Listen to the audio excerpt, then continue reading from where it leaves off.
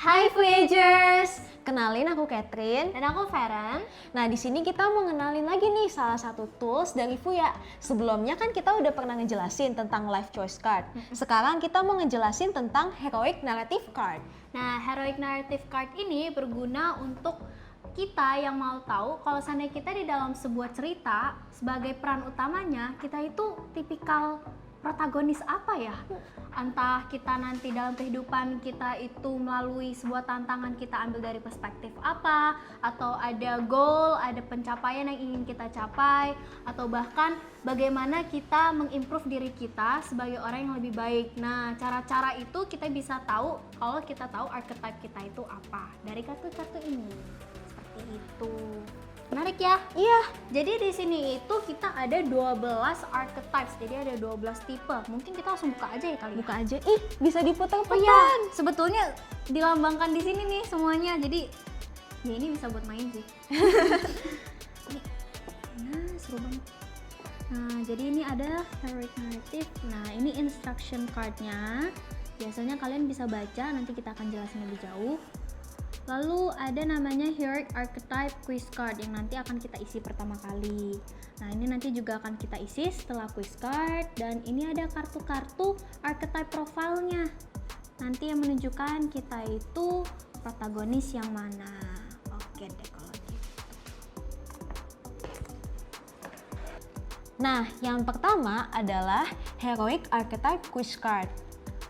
Nah, di kartu ini kita bisa melihat ada banyak statement yang bisa kita jawab. Nah, cara menjawabnya itu kita lihat di pojok kanan atas itu ada angka 1 sampai 5. Angka 1 itu menunjukkan bahwa kita itu tidak setuju bahwa pernyataan itu sesuai dengan kita. Tapi kalau untuk angka 5 itu menunjukkan bahwa kita sangat setuju dengan pernyataan tersebut. Jadi, semakin besar angka yang kita feel, semakin besar angka yang kita isi, semakin setuju kita bahwa pernyataan itu sesuai dengan diri kita. Nah, contohnya, kita akan mengisi kolom sebelah kiri. Di sini kita bisa lihat ada pernyataan, I assume that people I meet are trustworthy. Artinya, saya berasumsi bahwa orang-orang yang saya temui bisa dipercaya. Nah, in this case, aku tuh sangat setuju dengan pernyataan ini. Jadi aku akan tuliskan angka 5 di sini.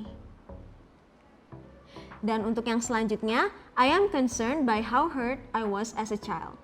Nah, kalau untuk pernyataan ini misalnya aku sangat tidak setuju dengan pernyataan ini. Jadi aku bisa pilih 1 untuk pernyataan ini. Dan seterusnya kita isi terus sampai ke bawah.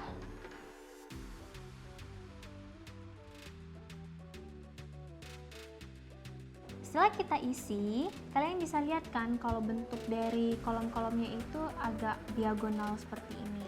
Nah, fungsinya apa? Nanti kita akan jumlahin per kolom. Jadi kolom 1 kita jumlahin berapa nih?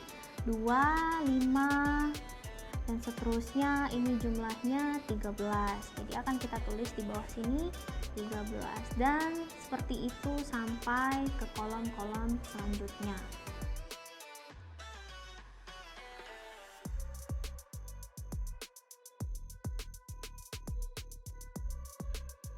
Oke, kan tadi udah kita jumlahin nih dari kolom 1 sampai kolom 12. Nah, angka-angka ini akan kita pindahin ke namanya My Heroic Archetype Card. Nah, My Heroic Archetype Card ini yang akan kalian simpan nantinya. Kalau kalian buka di halaman pertama, kalian bisa isi dulu nama kalian di sini. Lalu, instruction pertama, transfer the total score of each Heroic Archetype Quiz Card columns to the corresponding My Heroic Archetype Card columns in the table below. Jadi kita pindahin nih angka-angka yang di bawah ini ke sini. Untuk kolom pertama ada di angka 13 dan seterusnya. Nah, setelah itu kalau sudah diisi, kita lihat lagi instruction kedua. Circle all the archetypes with score of 24 and above. Jadi kita lihat total angka yang ada di atas 24 atau sama dengan 24. Untuk aku ada di angka 26, 27, dan 28. Nah, Nah, setelah dilingkarin, kita isi di bagian yang my highest archetype. Itu ada di angka 28, yaitu Sage. Lalu, my lowest archetype itu di angka 13, yaitu Innocent. Jadi di sini aku akan tulis Innocent dengan angka 13. Nah, kalian tahu nggak sih angka-angka ini mencerminkan apa? Sebetulnya angka-angka ini merupakan archetype level yang kalian bisa lihat di halaman belakang. Itu ada high, ada medium, ada low, dan ada shadow. Bedanya apa? Kalau high ini merupakan profil archetype kalian yang paling menonjol, artinya mereka paling stabil dan biasanya ada di kehidupan kalian, mau kalian ada di dalam kondisi yang paling rendah ataupun kondisi yang paling di roda kehidupan kalian yang paling tinggi, seperti itu. Dan sedangkan yang medium, archetype ini biasanya muncul ketika kalian membutuhkannya. Jadi belum tentu selalu ada, tapi kalau seandainya kalian butuh dalam kondisi tertentu, mereka akan mulai menonjol dalam kehidupan kalian. Sedangkan kalau low, archetype ini tidak ditunjukkan atau biasanya tidak diekspresikan dalam kehidupan kalian saat ini. Kadang kalian malah memiliki rasa susah dalam menunjukkan atau mengekspresikan personality tersebut. Sedangkan kalau shadow, kalian dengan sengaja mengsingkirkannya atau bahkan sebetulnya tidak terlalu penting dalam kehidupan kalian, jadi sama sekali tidak diekspresikan. Nah, nama-nama archetype yang tadi kalian sudah isi jumlahnya itu bisa dilihat di kartu-kartu yang ada di dalam koleksi kartu tadi. Jadi, kalian bisa memilih kartu-kartu archetype yang jumlahnya paling tinggi yang tadi kalian sudah lingkari. Nah, in my case, tadi aku melingkari lover yang paling tinggi. Berarti, kita akan fokus ke lover dulu. Nah, kita akan berpindah ke halaman 2. Di sini instruction-nya ada write down the attributes of all the circled archetypes on the table below by referring to the archetype profile cards. Nah, di sini kita bisa melihat di card lover ini untuk archetype ini akan ada beberapa parameter di sini. Yang pertama adalah goal, fear, gifts, pitfalls, dan orientation. Nah, kita bisa mengcopy goal, fears, gifts, pitfalls, dan orientation ini ke dalam archetype card kita.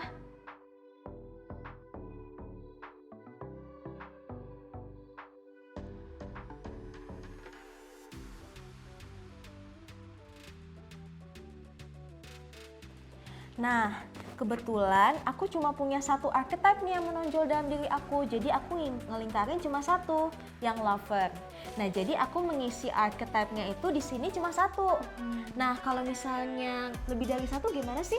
Nah, kalau kayak aku, tadi kan yang aku lingkerin ada 3. 1, 2, 3. Ada seeker, ruler, sama sage. Jadi, yang kalian tulis di sini itu harus 3-3-nya. Jadi yang dari urutan pertama sage, lalu di halaman berikutnya ada ruler, setelah itu seeker. Jadi harus diisi semua ya, tergantung seberapa banyak yang kalian lingkarin. Nah, kita kan punya 12 archetype nih di sini. Nah, archetype-archetype-nya ini bisa dikelompokkan menjadi 4 berdasarkan orientasinya. Orientasi itu istilahnya adalah fokus-fokus utama dari setiap archetype. Nah, kelompok pertama itu adalah archetype yang berfokus pada stabilitas. Tadi sih aku lihat Feren tuh kayak berfokus banget gitu sama stabilitas. Itu apa sih? Sebetulnya itu tadi salah satu archetype ketiga aku yang paling tinggi. Jadi aku dapat the ruler. Nah, the ruler ini emang pengen banget nih namanya stabilitas, terus pengen punya rasa aman. Nah, biasanya itu yang jadi pemimpin gitu sih. Oh gitu. Jadi emang fokusnya pengen sesuatu yang stabil dan terstruktur. Oh iya. Terus habis itu yang selanjutnya, yang kelompok kedua itu ada yang berfokus kepada relasi. Nah, kebetulan nih aku nih, kan tadi kan banget. Tadi kamu dapat the lover kan ya? Iya. Nah, aku kan dapat the lover. The lover itu sebenarnya adalah orang yang sangat suka untuk membangun relasi dengan orang lain. Kita tuh able to connect banget. Kayak kita tuh gampang untuk beradaptasi, memenuhi kemauan orang lain gitu. Penuh dengan kasih sayang kayak dia. Banget. Terus yang selanjutnya adalah archetype yang berfokus kepada results atau hasil. Nah, sebenarnya archetype ini itu mereka adalah archetype yang banyak berfokus kepada hasil, as in mereka tuh akan bekerja sangat keras untuk memperoleh hasil terbaik. Terus yang selanjutnya adalah archetype yang berfokus kepada proses belajar atau learning. Ini kayaknya Feren juga nih sebenarnya. Iya, jadi dua archetype aku yang paling tinggi itu ada the sage yang paling pertama, lalu yang kedua the seeker. Nah, kalau yang the sage itu emang orientasinya mau belajar, sama sih kayak seeker, jadi pengen belajar, terus penasaran sama banyak hal dan selalu entah mau belajar dari orang atau belajar dari buku, yang penting belajar dari mana aja deh, yang penting selalu penasaran gitu. Oke, untuk bagian terakhir yaitu mengisi My Heroic Narrative Summary. Nah, untuk mengisi bagian ini kita harus kembali lagi nih ke archetype yang tadi sudah kita tulis. Kalau contohnya seperti Catherine tadi cuma ada satu archetype kan, jadi ini akan menjadi narrative summary-nya dia.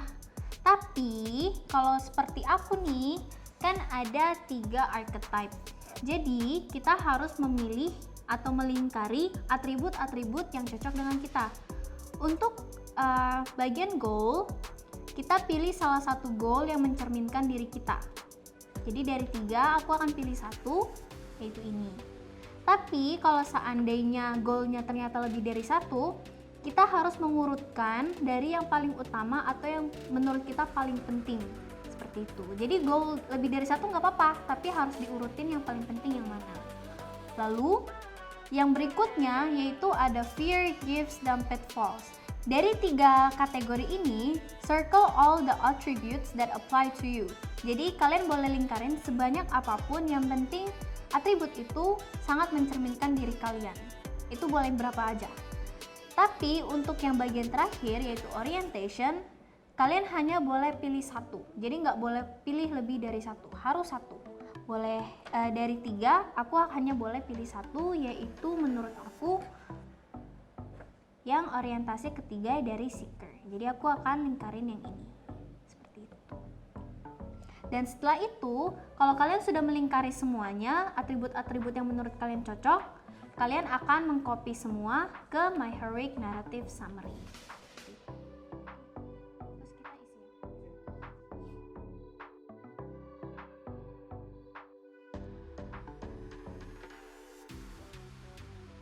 Nah, kita kan tadi udah nulis nih Heroic Narrative Summary kita.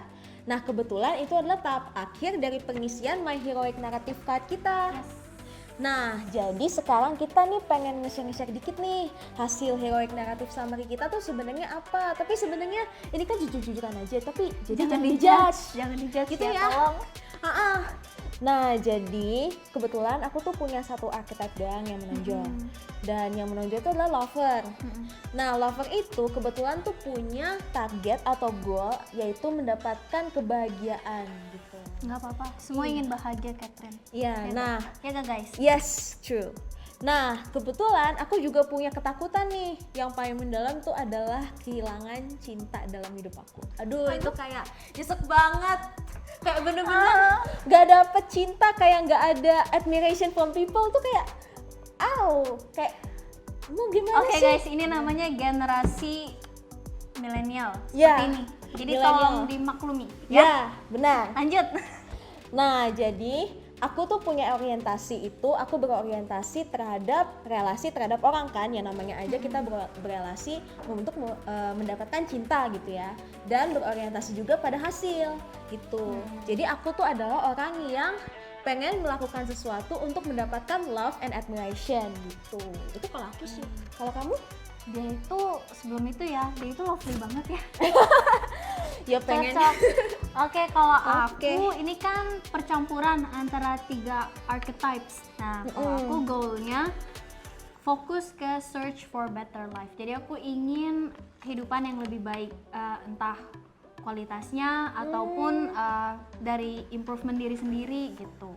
Emang so far kamu kayak udah gimana sih untuk improvement diri sendiri tuh? Sebetulnya kalau ditanya udah puas atau belum, cukup puas, tapi sebetulnya aku merasa aku bisa lebih dari ini gitu. Jadi search for better life bukan berarti kamu hidup dalam situasi yang tidak bagus saat ini. Cuman kamu hanya ingin menjadi lebih baik dan lebih baik lagi. Constant improvement. Yes. Kalau misalnya jargonnya kayak gitu ya, constant improvement. Terus fear-nya dibohongin sama ketidakteraturan. Jadi kalau yang udah chaos, udah berantakan, itu ketakutan aku. Lalu untuk gifts-nya yang aku punya sifat-sifat positifnya itu knowledge, terus tapi nggak tahu ya ini masuknya ke gifts tapi terlihatnya negatif, yaitu skepticism. Jadi skeptis sebagai orang, tapi punya rasa tanggung jawab yang tinggi, lalu juga ambisi dan selalu ingin punya possibility yang bisa dikembangkan seperti Tapi itu. menurut aku sih bagus sih punya skepticism, karena itu kan bisa melatih critical thinking ya nggak sih? Nah, cuma kan kadang ada orang yang menganggap itu kurang baik ya. Gitu. Tapi menurut aku sih ini di sini sih positif ya. Iya. Lalu orientasinya aku ingin selalu belajar dan tahu hasilnya itu seperti apa. Nanti kalau hasilnya memang bukan yang baik, aku akan belajar lagi agar itu menjadi lebih baik. Seperti itu. Itu berarti kayak constant learning banget ya. Itu kayak archetype-nya bagus banget gitu. Enggak juga sih, kadang bisa dianggap jadi kayak robot gak sih? Oh iya, Ya kayak kan, kalau harus kamu belajar. kayaknya kamu penuh kasih sayang kok, kalau aku kayaknya udah itu aja belajar terus gitu. Iya. Ya nggak sih? Kayaknya kelihatan ya bedanya kalau seandainya dia pas ngomong kayaknya lovely banget, kalau aku kayaknya serius banget. Ya nggak sih? Jangan dijudge tapi ya. Ya jangan dijudge. Udah ini jujur-jujuran aja. Oke Voyagers, jadi ini dia yang kita bilang My Heroic Archetype Card, dan kita cara mengenal diri kita lagi seperti yang tadi sudah kita jelasin step per step. Dan mungkin ini akhir dari video kita ya. Iya. Nah, kalau misalnya kalian pengen tahu lebih lanjut nih tentang My Heroic Archetype Card, kalian bisa langsung aja klik link di description box kalian ya. Dan jangan lupa untuk tetap like video ini dan subscribe channel kita, dan kita ketemu lagi di video berikutnya. Bye-bye!